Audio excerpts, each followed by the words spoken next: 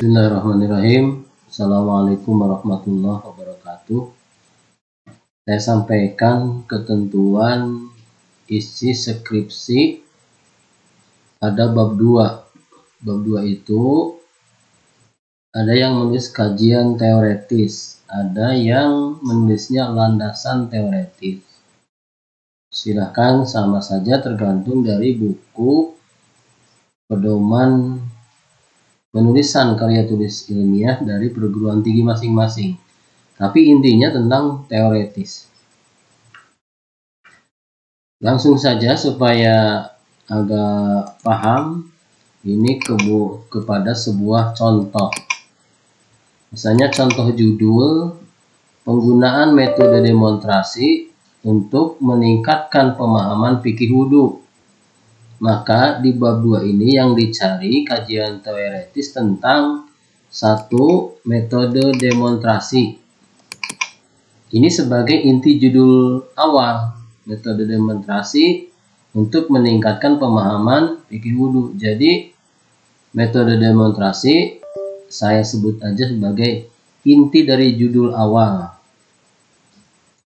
Yang kedua adalah fikih wudu yang harus dicari itu, fikih wudu, karena inti judul yang kedua itu fikih wudu. Jadi fikih wudu sebagai inti judul kedua.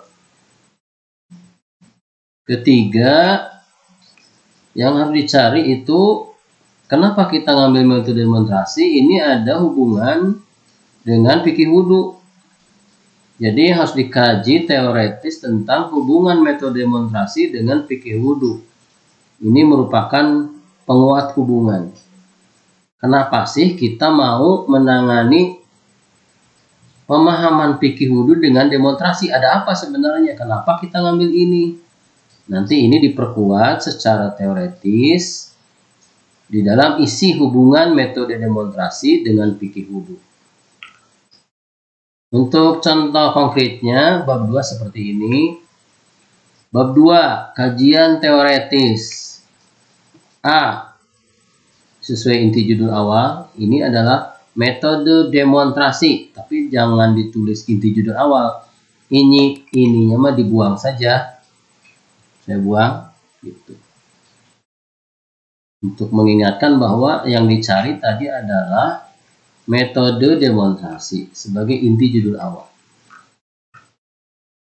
Otomatis ketika kita membahas metode demonstrasi, kita mulai dari pengertian. Menurut bahasa apa kalau ada misalnya. Menurut istilah apa ini. Misalnya menurut pendapat Profesor Aqilah Mubarakah yang dimaksud dengan metode demonstrasi apa. Boleh dari pengertian metode dulu apa. Kemudian pengertian metode demonstrasi. Ini misalnya menurut istilah dari Profesor Aqilah Mubarakah itu pengertian metode demonstrasi bla bla bla bla. Menurut siapa ini? Dr. Aqilah Mubarakah, pengertian metode demonstrasi bla bla bla bla. Kemudian kita berpikir metode demonstrasi harus diungkap mulai dari pengertiannya, kemudian cara kerja. Penggunaannya seperti apa metode demonstrasi itu? Berarti langkah-langkah kerjanya yang harus dilakukan oleh guru apa? Khususnya berkaitan dengan fikih wudu. Misalnya guru mengarahkan tujuan materi yang akan dicapai. Menerangkan dulu misalnya cara praktek wudu diberi contoh. Kemudian dipraktekkan oleh anak, masing-masing anak sesuai contoh yang diberikan oleh ibu guru atau yang didemonstrasikan oleh ibu guru. Dilakukan secara per orang. Setelah itu bagaimana selanjutnya langkah kerjanya setelah dipraktekkan. Silakan cara kerja metode demonstrasi harus dikuasai karena kita ngambil judul metode demonstrasi. Jadi judul awal dibahas semuanya. Kemudian kelebihannya apa? Kelebihannya, nah di sini kelebihannya apa metode demonstrasi? Misalnya kelebihan metode demonstrasi adalah untuk mata pelajaran yang bersifat praktek karena bisa dilakukan pembelajaran itu dengan melihat contoh yang didemonstrasikan. Kekurangannya apa? Ditulis kalau ada. Ini untuk melengkapi bab 2 kajian teoretis. Kemudian kita mencari inti judul kedua. Inti judul kedua ini fikih wudu. Silahkan dicari pengertian mulai dari apa itu fikih, mangga. Wudu itu apa? Jadi yang maksud fikih wudu apa itu apa? Jadi tapi jangan ditulis inti judul kedua. Ini saya hapus. Kita membahas fikih wudu mulai dari pengertian, menurut bahasa apa, menurut syar'i apa. Silakan sampai diketemukan apa itu fikih wudu. Kemudian apalagi nih yang berkaitan dengan fikih wudu, kita cari ketentuan-ketentuan wudu.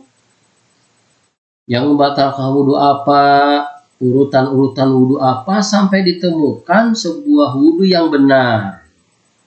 Bagaimana pelaksanaan wudu yang benar menurut ketentuan hadis atau Al-Quran sampai menemukan ini harus kita kuasai, sebab pembaca akan membaca isi skripsi yang kita tulis, berarti harus seolah-olah menjelaskan, menjadi sebuah buku tentang apa itu wudu, apa itu fikih wudu, urutan fikih wudu seperti apa. Berarti ini dikuatkan dengan hadis, dalil tentang judul sampai ditemukan sebuah kesimpulan bagaimana pelaksanaan wudu yang benar. Jadi boleh diurai di sini yang membatalkan wudu apa, menurut pendapat imam-imam boleh, tapi akhirnya ditemukan wudu yang benar seperti apa, urutannya seperti apa.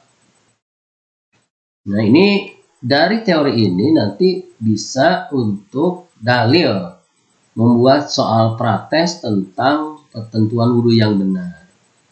Jadi ini harus dibahas tentang fikih wudu karena juga akan menjadi soal prates. Kemudian yang ketiga, sesuai bagan ini cari hubungan metode demonstrasi dengan fikih wudu penguat. Jadi secara sederhana, kenapa sih kita mau mengajarkan metode demonstrasi untuk meninggalkan fikih wudu? Jadi kenapa kita mengajarkan fikih wudu melalui metode ini? Pasti ada alasannya. Artinya kenapa kita mau meneliti fikih wudu dengan menggunakan metode demonstrasi? Harus ada penguat, ada alasan. Maka boleh di sini dicari kajian teoretis sebagai penguat kenapa wudu bisa diajarkan melalui demonstrasi. Misal, sebagaimana pada kajian teoritis bahwa metode demonstrasi digunakan untuk mata pelajaran yang bersifat praktek. Menurut teori di atas sangat cocok untuk mata pelajaran yang bersifat praktek. Nah, mulai menguatkan. Sedangkan wudu adalah salah satu pembelajaran yang bersifat praktek dan bisa diajarkan dengan metode demonstrasi. Tuh, jadi ada alasannya. Alasannya boleh dilihat dari sisi kelebihan, diulang sepintas.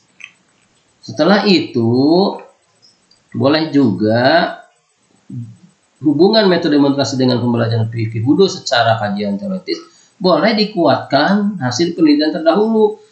Misalnya, menurut Carlina dalam skripsinya tentang penggunaan metode demonstrasi, ternyata sudah dipraktekkan di sekolah A, kelas A, ternyata demonstrasi mampu meningkatkan pemahaman mata pelajaran yang bersifat praktek, baik itu sholat duha ataupun sholat gerhana, maka semakin menguatkan mengambil metode demonstrasi untuk peningkatan pemahaman fikih wudu karena yang bersifat praktek.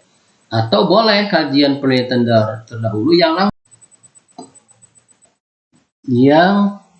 pernah melakukan penelitian ini. Misalnya pada skripsi karya siapa juga telah membuktikan bahwa metode demonstrasi mampu meningkatkan fikih wudhu. Tapi ini mah di sekolah lain. Nah, sekarang kita praktekkan di sekolah yang kita akan lakukan penelitian. Jadi ada penguat ya secara kajian teoretis ini boleh diambil dari ini kelebihannya untuk yang bersifat praktek. Boleh dikuatkan dengan peneliti terdahulu baik yang bersifat khusus atau umum. Umum ini ada orang yang pernah mempraktekkan metode demonstrasi untuk mata pelajaran yang bersifat praktek seperti penelitian si A, yaitu praktek misalnya fikih, sholat duha, atau sholat gerhana. Atau secara khusus ini artinya ada peneliti terdahulu yang memang pernah meneliti peningkatan fikih wudhu menggunakan metode demonstrasi.